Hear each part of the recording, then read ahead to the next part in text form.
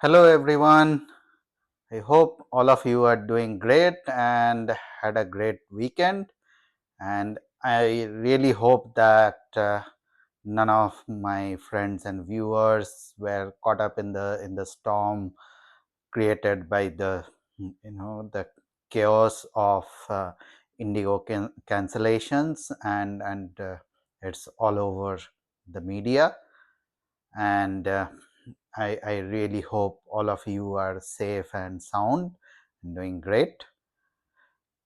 This has been a topic for last I think 5 6 days, and I uh, you know had earlier uh, given a short video on this about the disruption where I covered the Indigo disruptions along with other issues or other disruptions in last week. But I have been getting uh, quite a few requests about talking specifically on this issue and providing some more clarity for my viewers.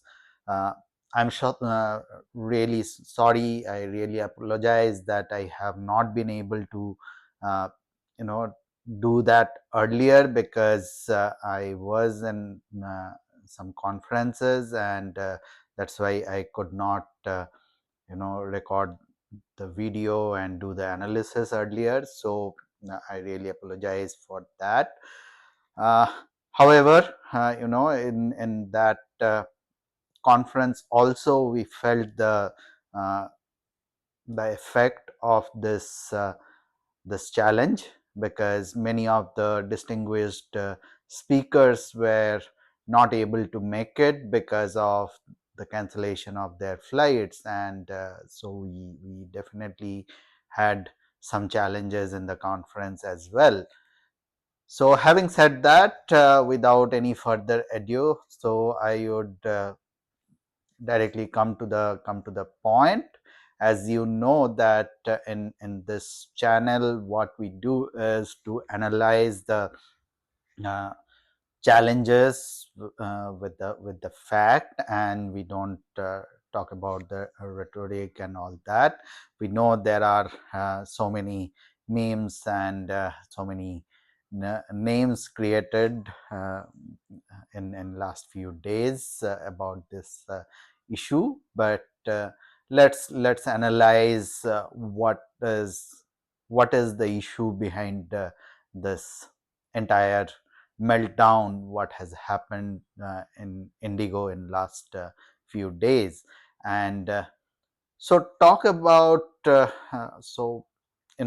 when I talk about this meltdown, so first of all you have to understand that this kind of meltdowns of airlines is not first time. This could be probably the biggest and one of the major meltdown in the aviation history of India. But it's quite I would say quite a few examples we have from the Western world as well, where some of the very big names had to go through really challenging situations in high rush hours or rush seasons, I would say. So let's break down this entire scenario or the issue in two different buckets. So the first one is the operational issue which caused this entire problem. So we'll talk about the operational issue, what has happened, and the second piece is the governance issue, what I would briefly talk about. So the operational issue, what we know that so far there has been many reports, and you know that there were thousands of cancellations in a couple of days, which caused the government in terms of uh, the Ministry of Civil Aviation as well as the DGCA to to chip in and uh, get get this monitored, what is happening. So that has uh, caused that they have come out with some fare caps, because the fares were running sky high, like somewhere it went around 70,000 for a flight from, in Bangalore, Delhi sector, and even the other sectors, it was like going crazy. So I have been getting those news, so I know that it it was really chaotic situation. So government had to come down heavily on this price cap. Also, they had to monitor the situation in terms of the refund, in terms of the reschedule, or uh, you know the the baggage return. So all those things, you might have seen about that.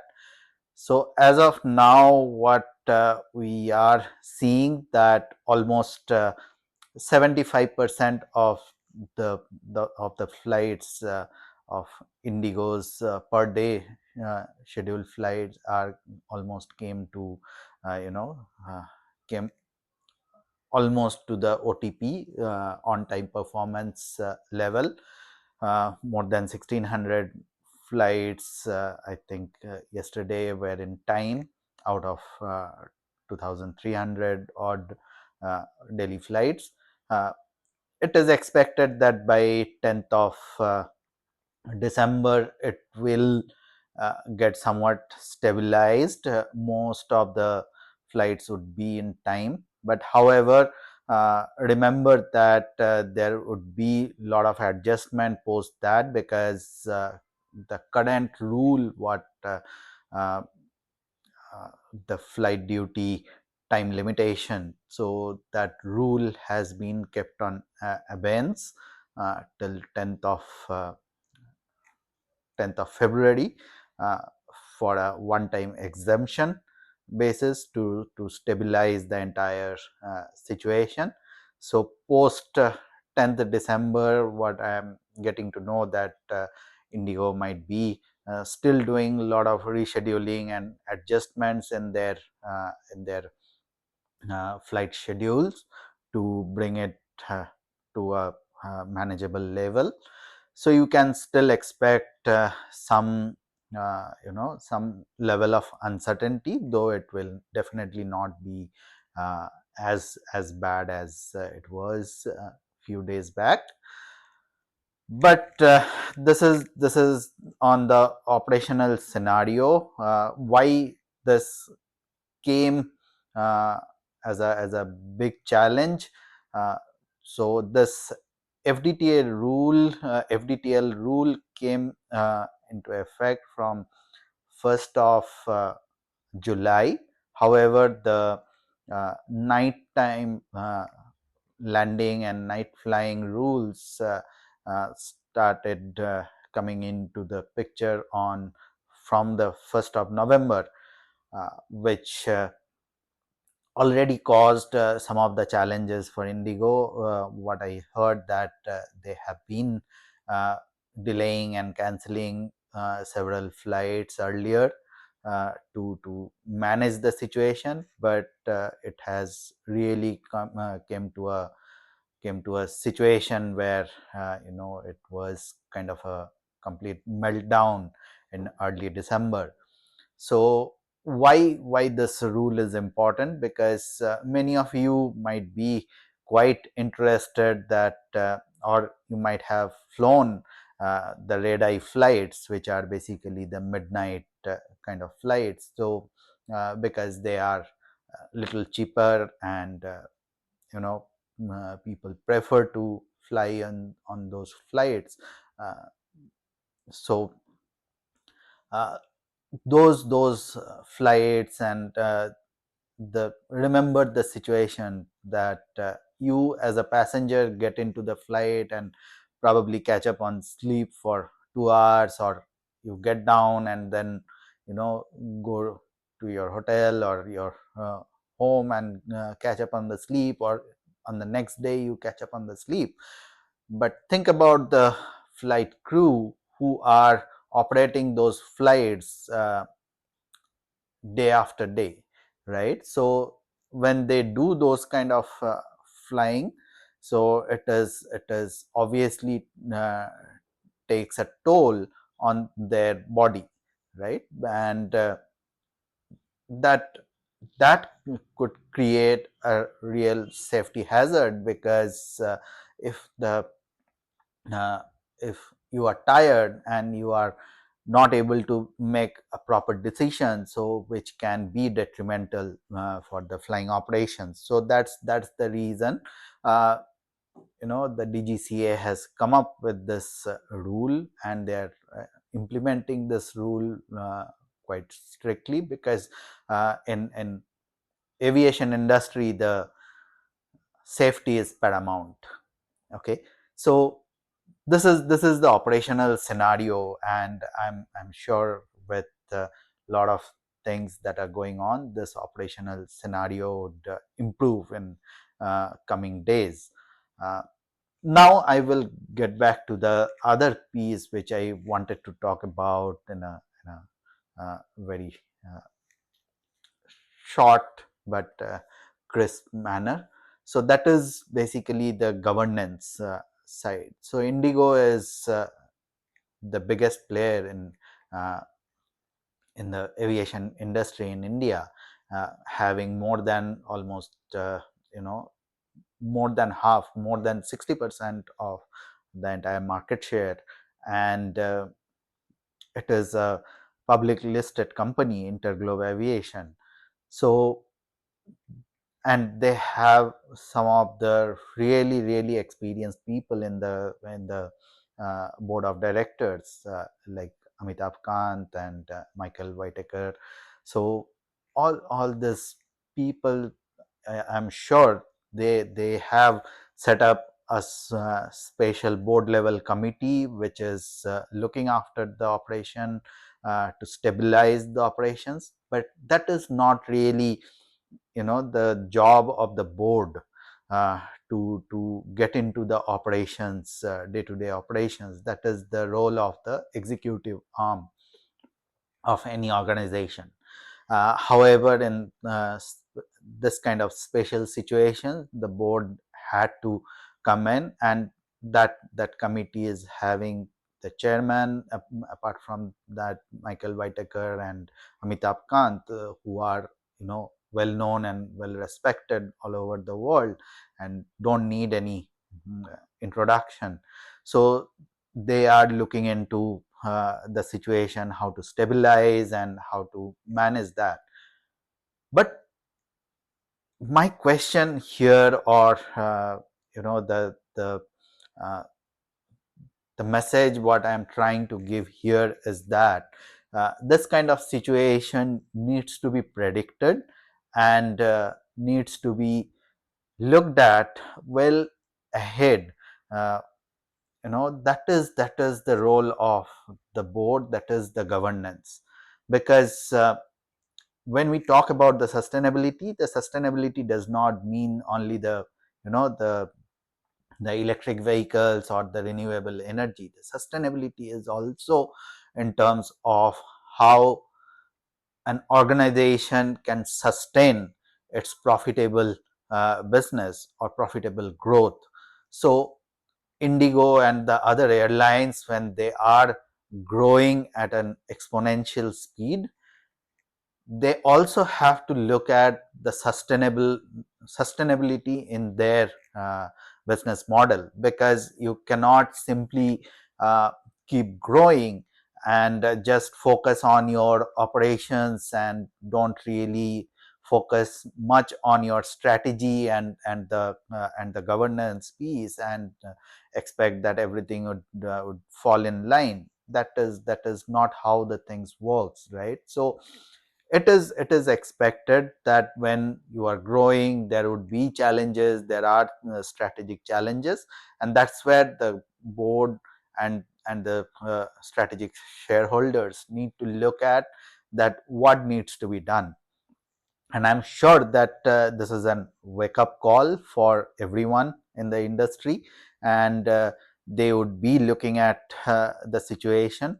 I understand that the crew roster and the uh, aircraft rostering, so those are uh, big challenges. The flight operation itself is a very complex challenge, complex operations, and especially when you are flying thousands of flight every day in places like India, where you have a complete different weather scenario, and the requirement to fly in or land in certain airports are very different.